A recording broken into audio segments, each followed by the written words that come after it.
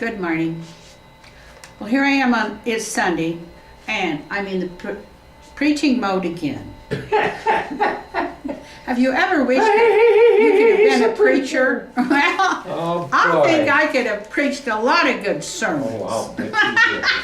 So here I go. I get one every day. This morning I'm going to preach about this headline: the state pays for 53% of births. This is in Arizona. And at 2000, the year 2000, they paid 50%, so they've gone to 53%. But our governor, Janet Brewer, is pro-life, so I know she's not going to do any cutting that will affect mothers having babies, will affect them being cut off welfare. And I say that if you're going to save babies, especially the babies that are at high risk, their mothers can't really afford them.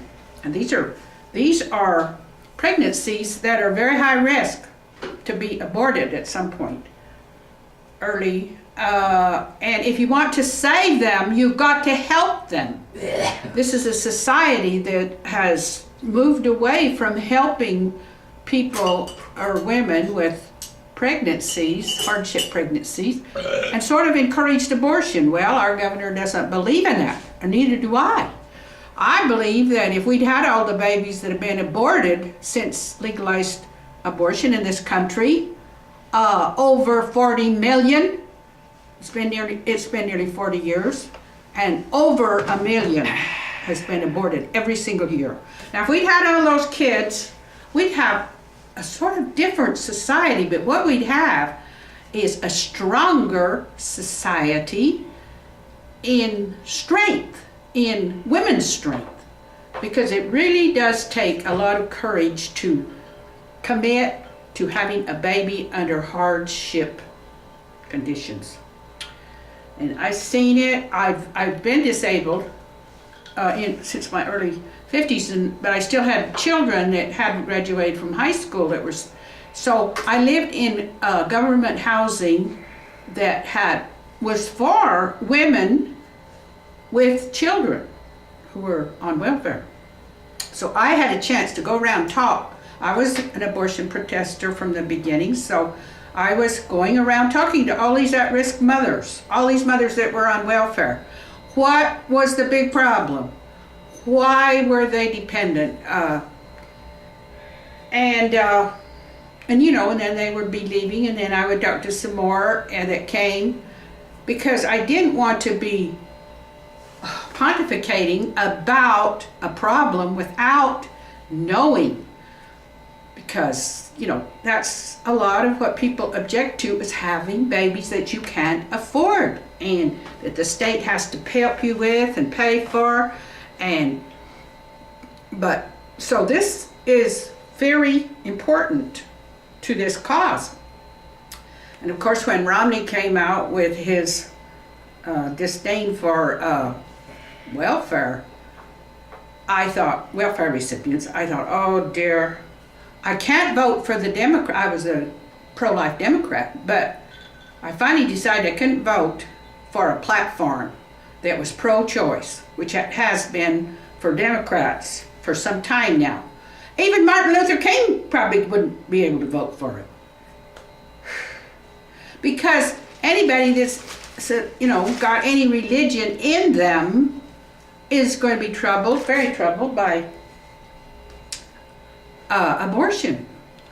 And so we've had a lot of criticism of religion and a lot of determination from people to keep religion out of state affairs, which I think is just merely keeping ideas that you don't like or that make you feel guilty out of public affairs. I don't think the state had any business, the government had any, Supreme Court had any business running ahead of the people and legalizing abortion, because that was certainly a very important development that I thought all the people should have weighed in on, discussed, debated. Some of the states had already legalized it. And so they thought it should be legal all over. Well, that was, and apparently they just weren't going to believe that that would lead to many, many, many more abortions. Far more than any women could ever have died from back alley abortions. Far more. So it's a solution that causes a lot more deaths, but deaths of the fetus rather than the woman. If you're a woman, well, and the only reason why it's safer for a woman to have an abortion is because there's antibiotics. And in the older days, without antibiotics, the woman was very likely to die. So this caused a lot of children killed at birth, because they'd wait till the child was born. If they couldn't afford it or didn't want it, they could do something to it then without that high risk of infection.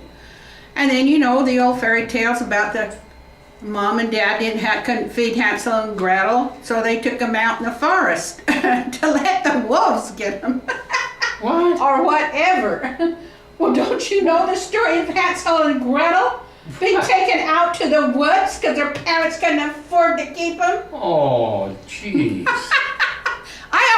I read that as a child and I thought, oh my word, imagine parents taking you out in the woods. And this goes to show how much children will love their parents no matter what they do. Because Hansel just couldn't couldn't keep from trying desperately to find a way to get back to those parents. You're probably. And guess what? They did it again.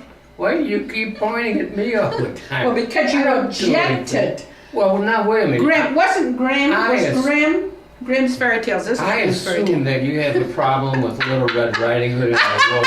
The wolf. Yes, I had quite a problem with that too. But Hansel and Gretel, I felt the sorriest for. The wolf I ate the felt the grandma. absolute You sorry know for that, don't because you? I knew some mother dads that weren't too flush, and and there was no welfare, so they couldn't go on welfare, so they probably were starving, and the kids were starving. They probably would like to take their kids out in the woods and leave them to the wolves. Does the Dust Bowl from Oklahoma ring any bells? Oh, with yes. You? Oh, Does John yes. Steinbeck's novels ring any bells? Yes, with you? indeed. Oh, I read Grapes of the Wrath when I was a child too, and I was just pumping frightened to out. death. I thought, oh.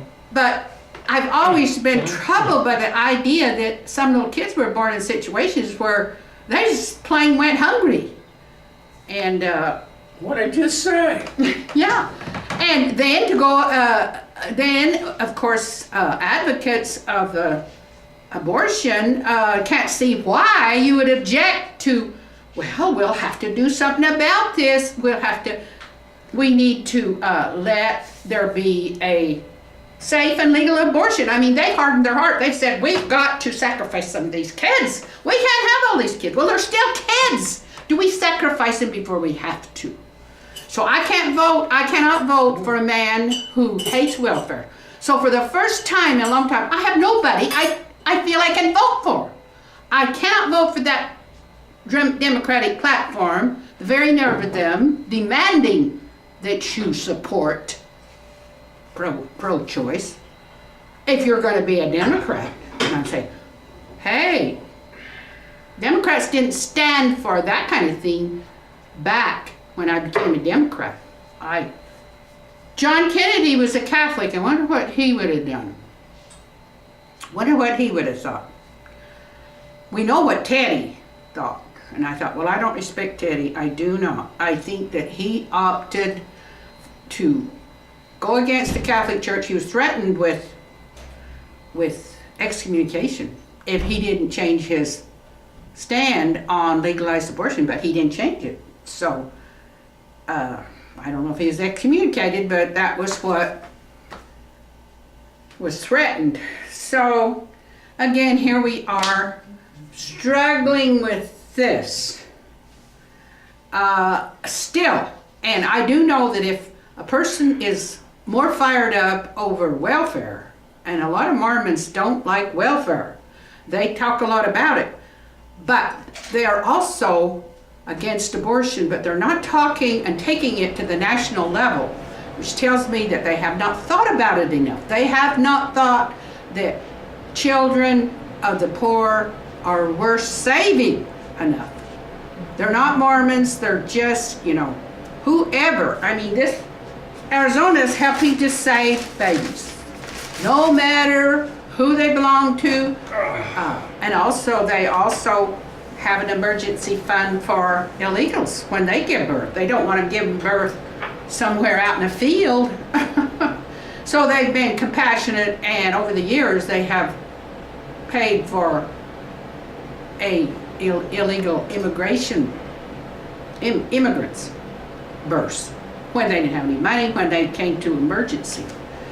So you have a real dilemma when you have to support government help to get, but I think that after all these years of legalized abortion, we would have to help people to get turned around, to help them build a spiritual strength to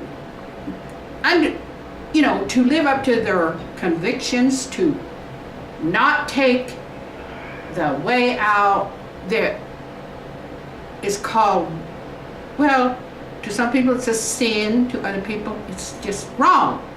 Whatever language you use, because that's really what you object to with religion, is the language. And actually, religion is all about trying to keep people not out of drugs, not committing crimes. They're trying to do the same thing that government's trying to do. So are they so much at odds? Are they impinging on each other's territories? And I'm not a preacher. I don't belong to a religion, but some of my videos sound like preaching. But and I don't care what he thinks, even if he disagrees. So anyway, those are my thoughts this morning, or my sermon, or my self-styled philosophy of religion, whatever you want to call it. I just felt like I had to make this video, and so I did.